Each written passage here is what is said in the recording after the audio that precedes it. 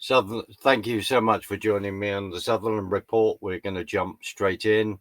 I'm going to sit down and have a conversation with my dear friend Peter Baum with all that's going on in Israel, the Middle East. There is no better person to talk to. So let's go.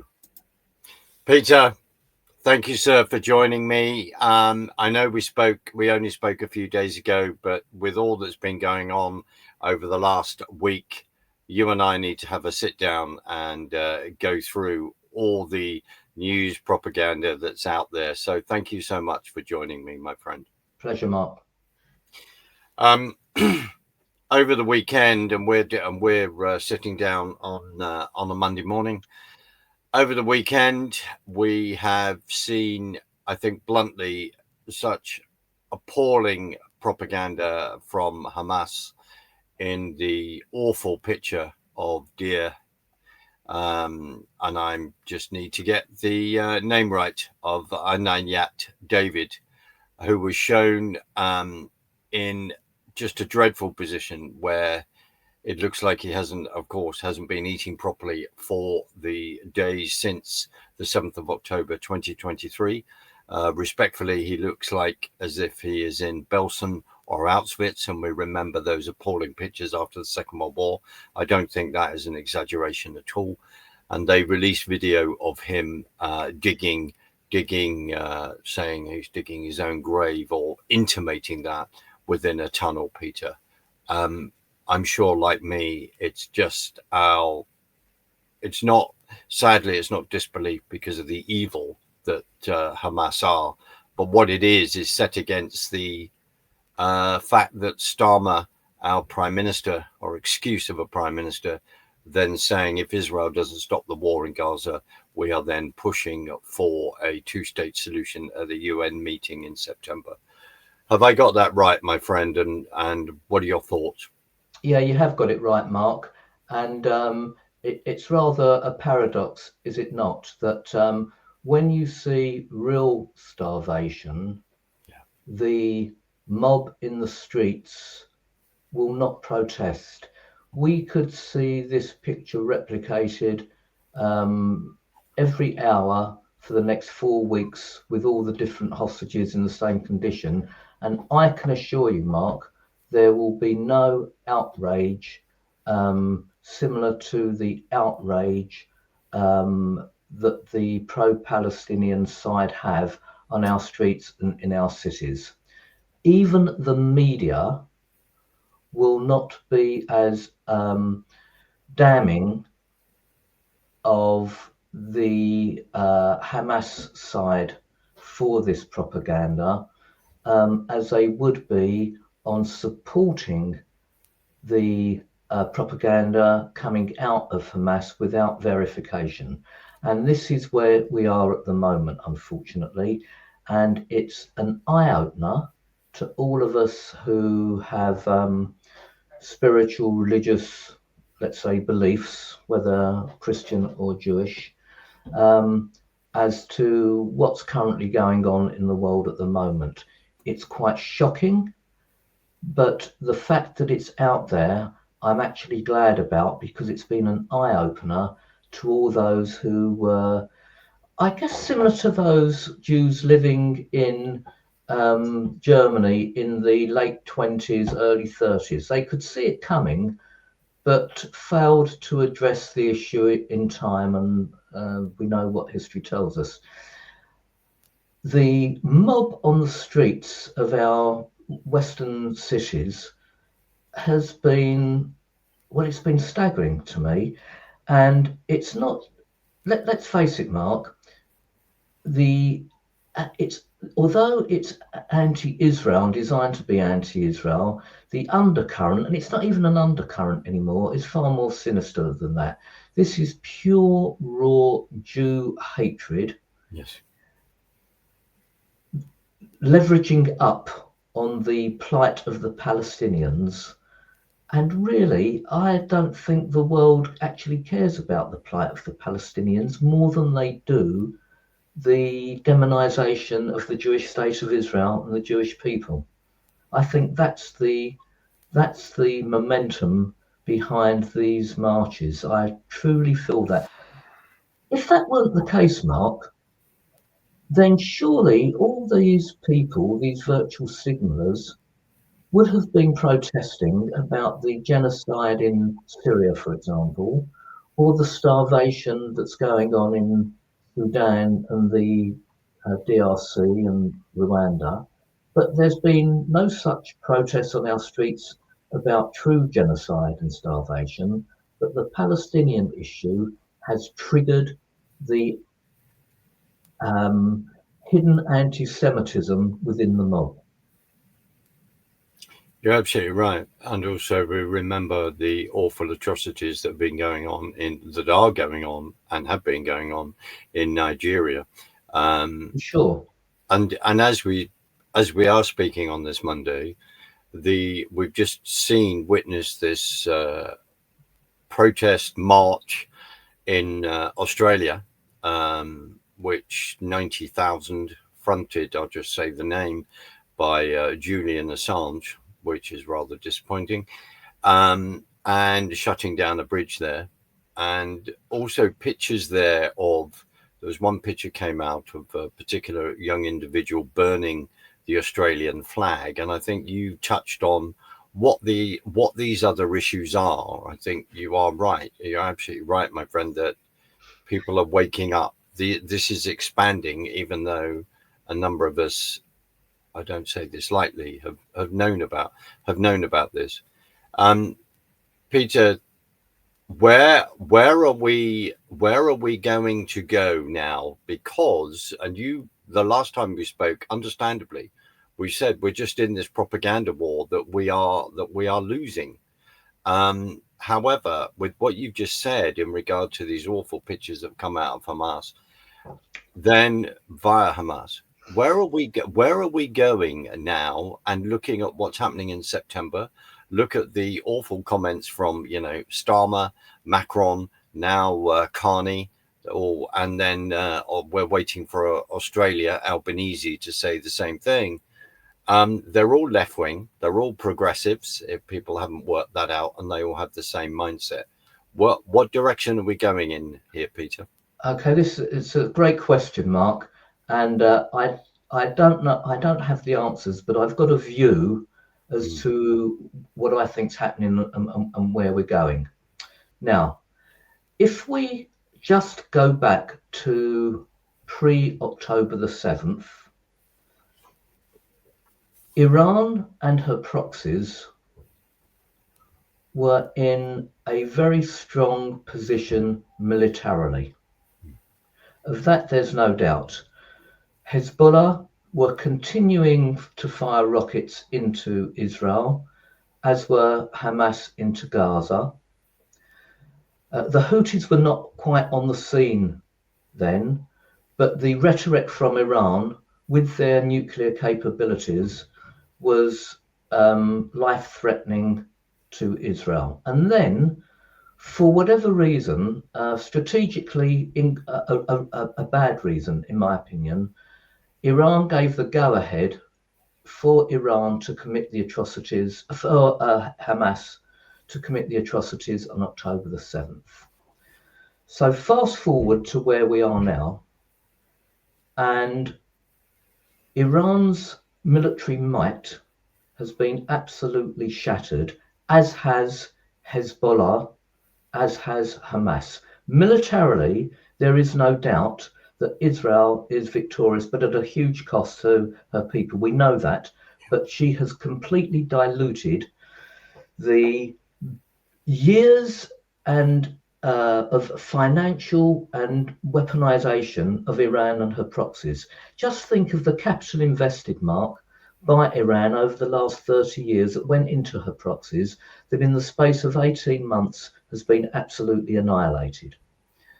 Then, as a byproduct of all this, we had the fall of the Assad regime, triggered by Turkey, no doubt about that, but certainly the threat to Israel militarily, because Israel decided to bomb all the Russian military infrastructure before the new regime could get into place.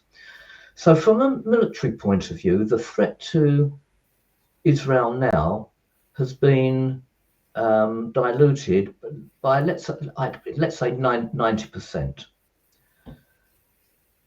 That's quite remarkable. Quite remarkable. Furthermore, we know that in Yemen, the flood season will soon be upon them, and Iran, they could do with floods, but they're suffering a drought of biblical proportions, Mark, that I believe, where we're going from here is your answer, was your question. Iran won't be defeated politically by political means or military means, but she will be defeated by natural disaster. And there's only one reason why that's happening. And we know that the Almighty will continue to punish those who punish Israel.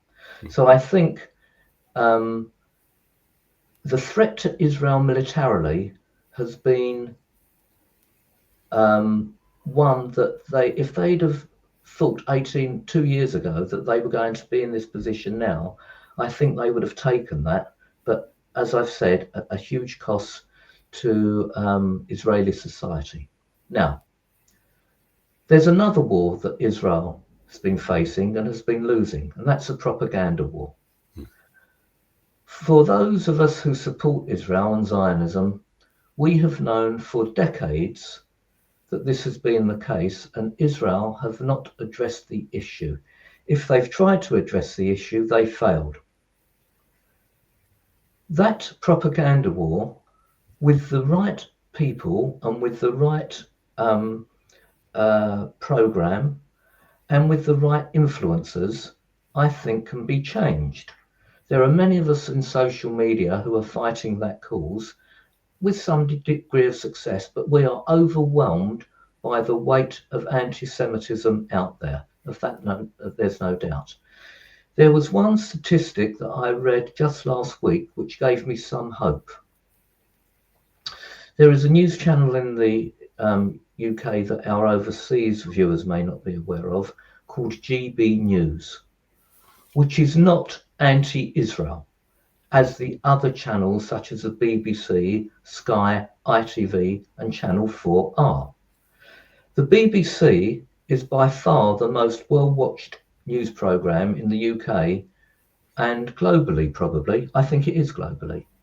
And yet, last month statistics came out that this small but growing news channel, GB News, which is not anti-Israel, I don't say it's pro-Israel, but it's not anti-Israel, became the most well-watched news channel for the last quarter.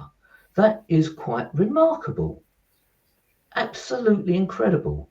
So where are we going? I think the silent majority understand and are sympathetic to Israel's plight. Those who believe in the Old and New Testament, again, the silent majority, I believe we are the silent majority, believe in Israel's well-being and cause and will be supportive of that. And it will be interesting to see if those of us who could only vote, I say this having been a Tory most of my life, but I think if Reform win the next election, I think the voice of the British public would have spoken, but we still have to face the mob, the hostile mob, those who follow Islamic extremism and those who follow the far left will continue to damage relations, and those of us who are the voice of reason. I can't see how there's any turning back of that demographic, and I believe, Mark, that they will be a growing demographic if we continue on our immigration system, for example. Yeah. So at the moment, there is definitely some light at the end of the tunnel, but we have to work at it. But unfortunately, whilst the Jewish population in the UK and the Christian population in the UK is not having their voices heard, and the others who are opposed to Judeo-Christian values are on our screens and getting support from the media, we still have a huge battle to win on the propaganda front, which at the moment we are definitely losing despite our efforts. Israel is winning undoubtedly on the military front. Now, on the political front, those that are calling for a Palestinian state are doing so because of domestic internal pressures and their own left-wing ideology. The Muslim vote, by a factor of 10 to 15 to 1, is far more important than the Jewish vote, which historically has been pro-Israel, although there are a significant number of Jewish voices out there who, for reasons I don't understand, Mark, are anti-Israel. Yeah. That being the case, that gives even more reason why the left-wing politicians such as Macron and Starmer and Carney will pander to the mob and say they will recognise a state of Palestine. In reality, it's meaningless. What will its borders be? Who will govern it? What will its currency be? Etc., etc. It's just virtual signalling. It will be another vote at the United Nations, which will please the Palestinian mob. But in practice, Mark, it will mean absolutely nothing. And that we'll just say this in history, and please just correct me. And this whole like under the Montevideo Guidelines Convention, where they turn around and say, you've got to recognize something. It's got to be a country. It's got to have a governance. It's got to have a border. And as I have said, they're trying to call for the recognition of something that doesn't even exist. And could Peter, sorry, to break up your thought there, when they're saying they want a Palestinian state, could you just define geographically where that is to be? Yeah, I mean, they're looking for the whole of Gaza, the whole of the West Bank, and East Jerusalem. So you've got 3 locations which is going to form this new country, this new nation. That the impracticalities of that, it just won't happen. And whilst America has a veto on the UN Security Council, that won't happen. It's not going to happen. Now, it also won't happen, Mark, whilst Hamas have some kind of political weight within the Gaza Strip and also within the West Bank.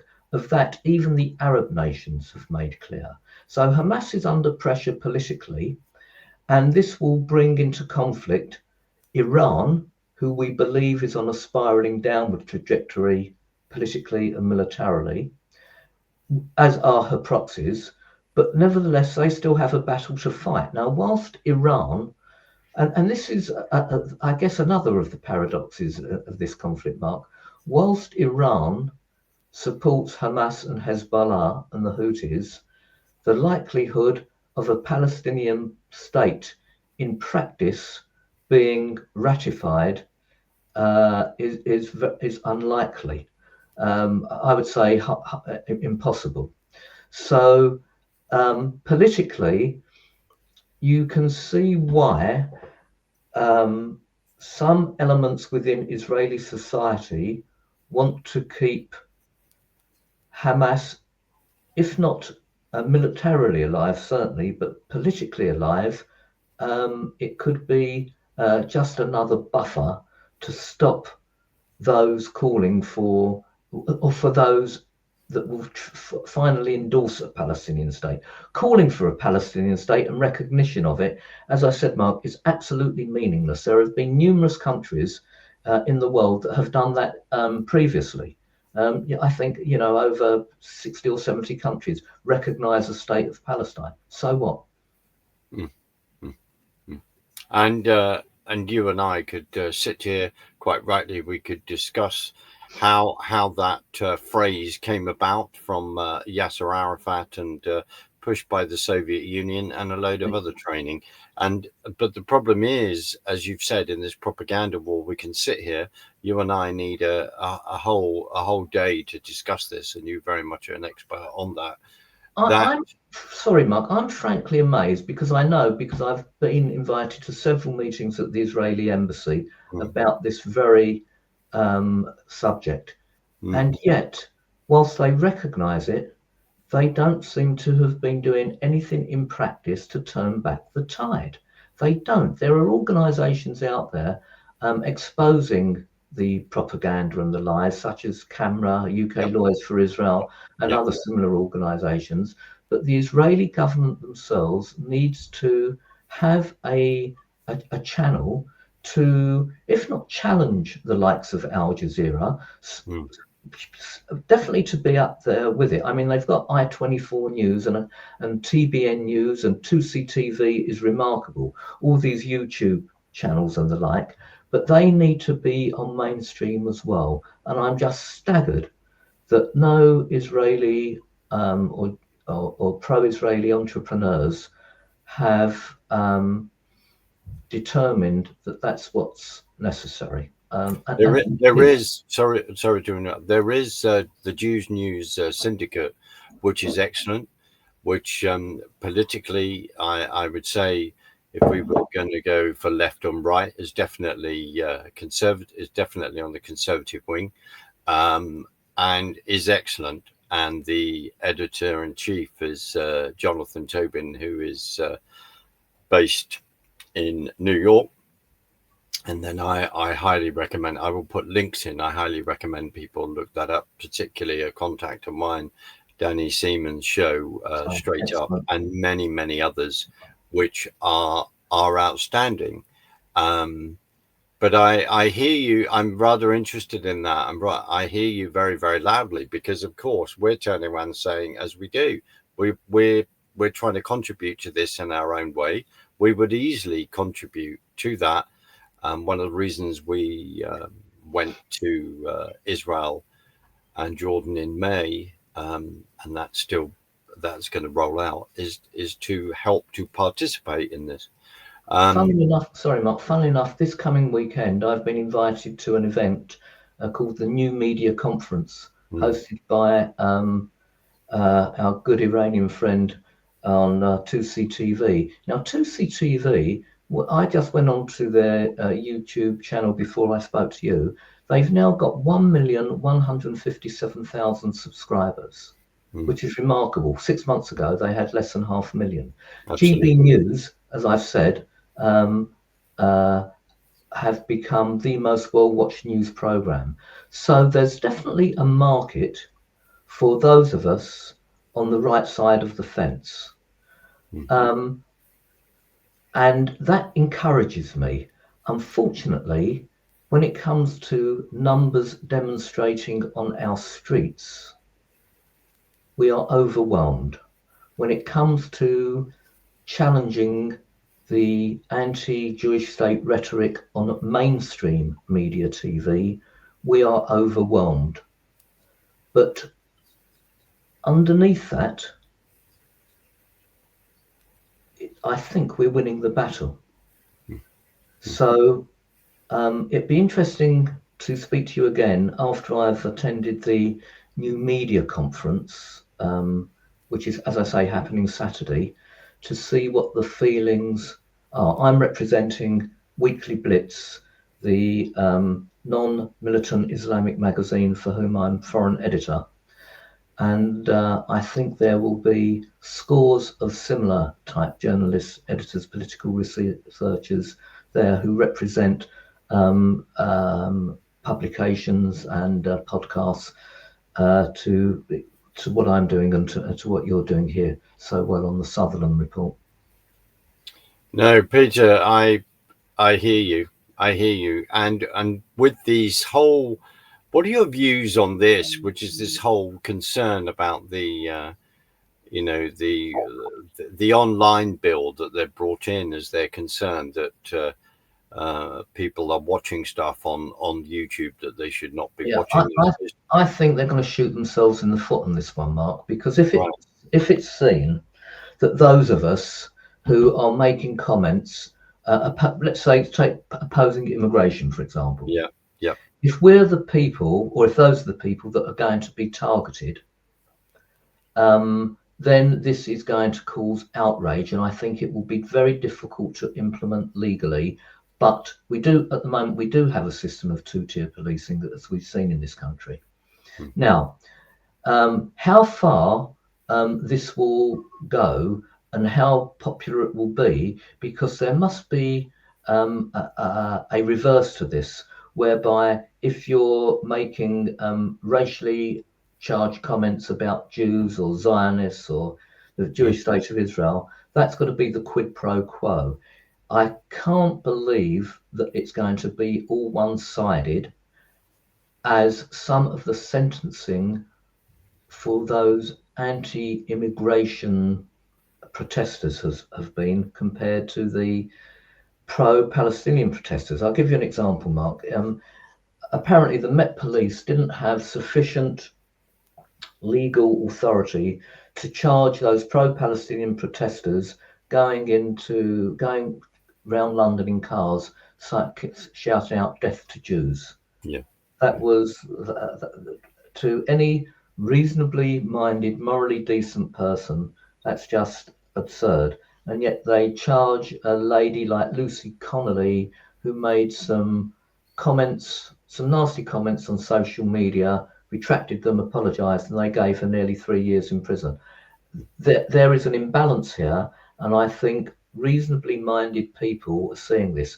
What encourages me, Mark, to some degree, is that every time a Lucy Connolly gets jailed, or a pro-Palestinian gets let off, or a Pakistani paedophile gets let off, or you get my drift here. Yeah. I think that's another 1,000 votes for reform.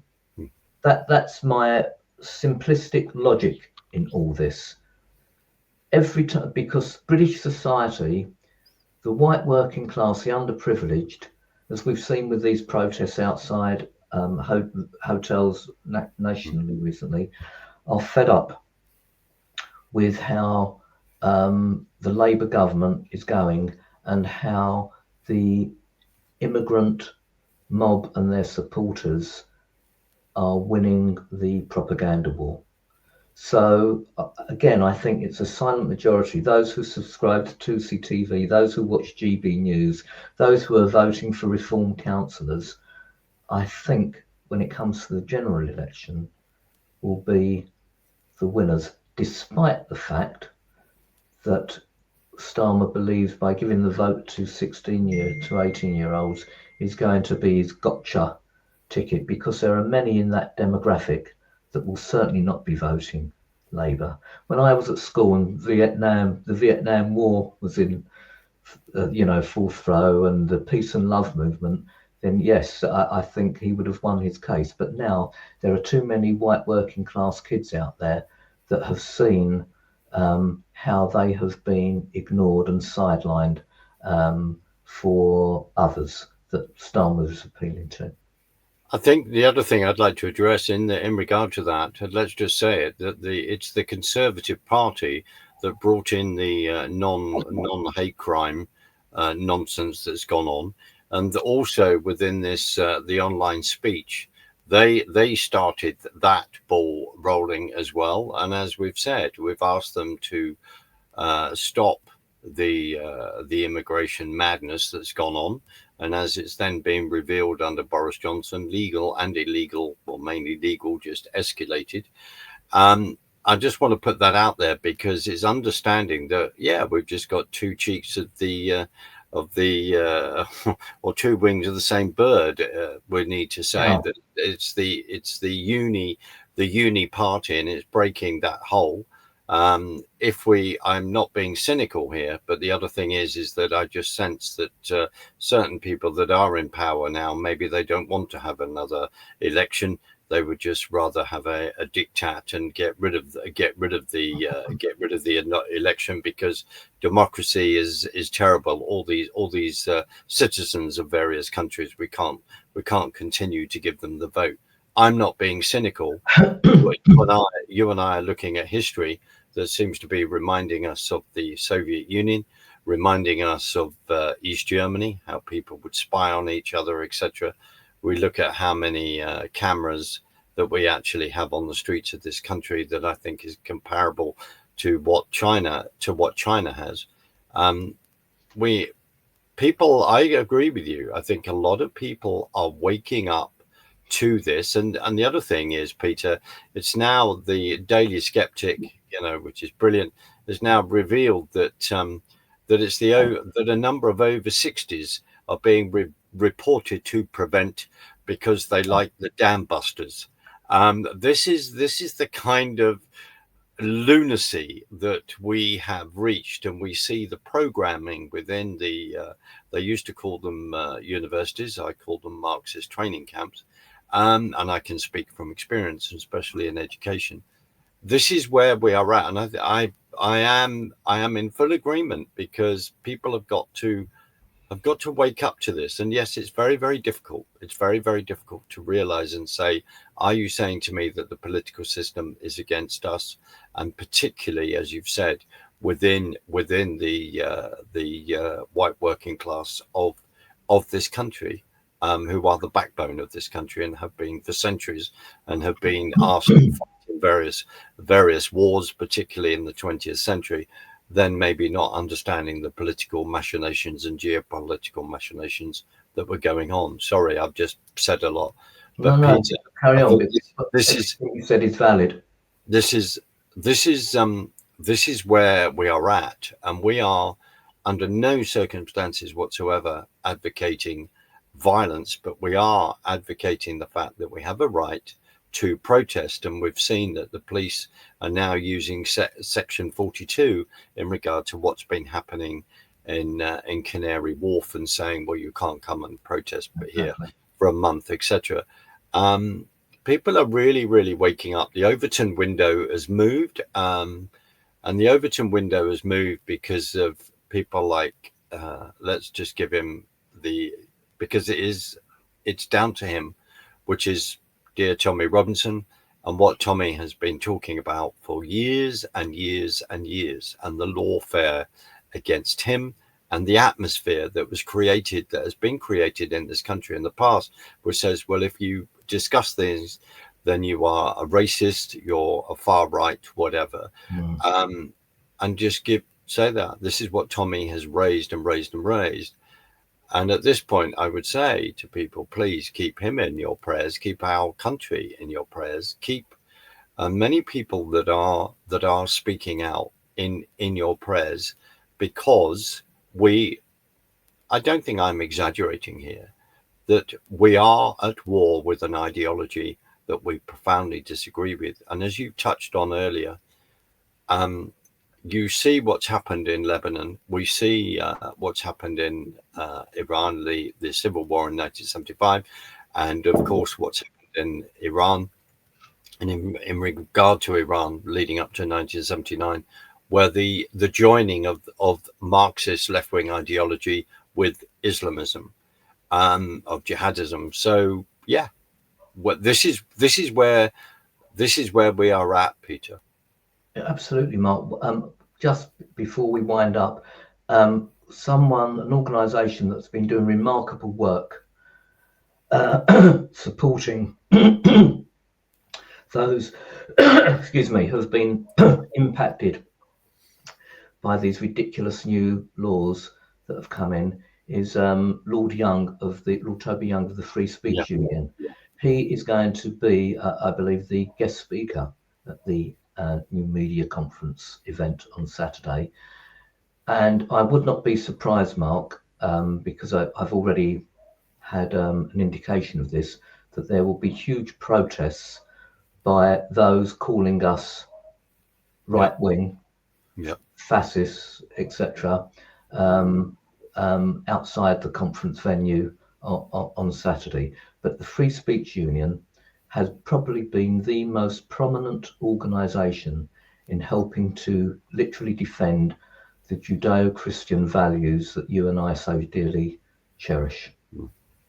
Well, there's just been the case, Toby Young, the Free Speech Union has spoken about this, where a teacher in Preston at the age of 56 has then turned around and said that the sentence given to Lucy Connolly was wrong, two-tier policing, I believe the comment as well. And then he has been sacked because he was bringing, or could be bringing, that educational institution into disrepute. Now, as Toby, as the Daily Skeptic has reported, that is in fact as a teaching union involved within that. So instead of standing up and defending staff, but I can actually say from personal experience have quite a lot of that in the negative, they haven't, again, in this situation. So exercising views of you believe in you believe in your country, this, and you believe that that things are not going in the way that they should be, that this now you're being seen. No, we will come against you. Peter, thank you for what you've just said about that conference, and people need to remember that in their prayers as well. Can I just segue into another very, very important discussion? This whole thing of food being used as propaganda. The Gaza Humanitarian Fund doing its best under Mr. Moore in America to then stop food being used as a weapon for Hamas to make money from, etc., and weaponized against the people living within Gaza, etc. What are your thoughts on that, especially as we then discover that the UN, there's all this food that has been outside, and that the UN hasn't been helping to get that food into Gaza. That is now beginning to change because they do not want the Gazan Humanitarian Fund to be participating in any way of giving free food into Gaza. I just wonder what your thoughts are on all of this. Yeah, this is an interesting one as well, Mark. Now, my views on this, and I've written about this, I think are fairly different to anything else that's been written about this. My view is simply this.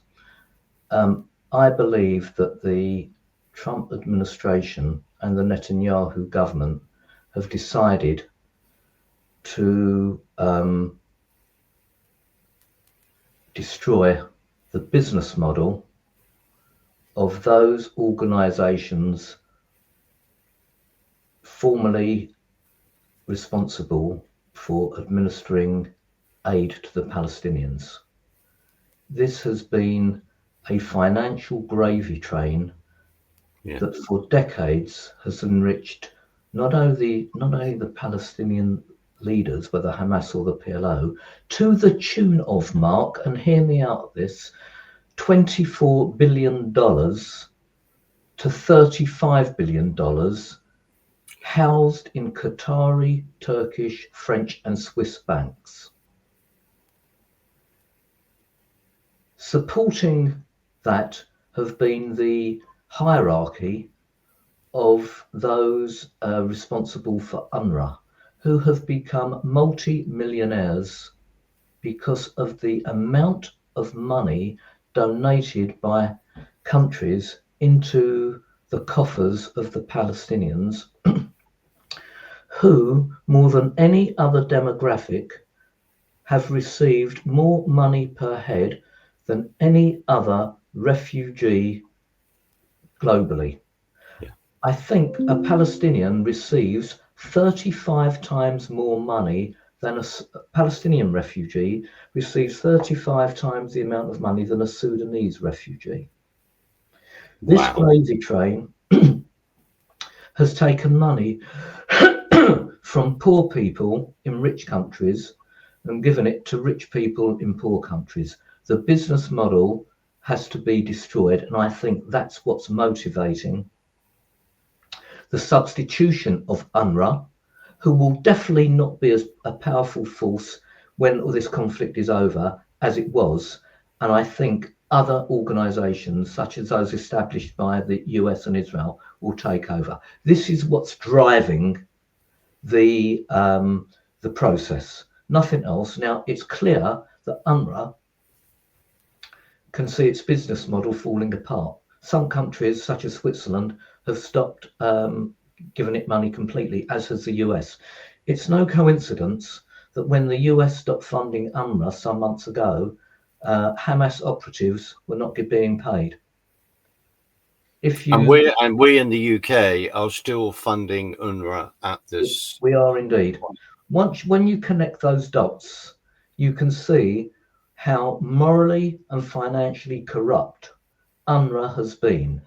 Where it's winning again is a propaganda war. The Palestinians can't survive without UNRWA. We're the organisation that needs it. 100 charities, most of whom have never set foot in Gaza, have signed a motion to allow, supporting UNRWA and to discredit the Gaza Humanitarian Foundation.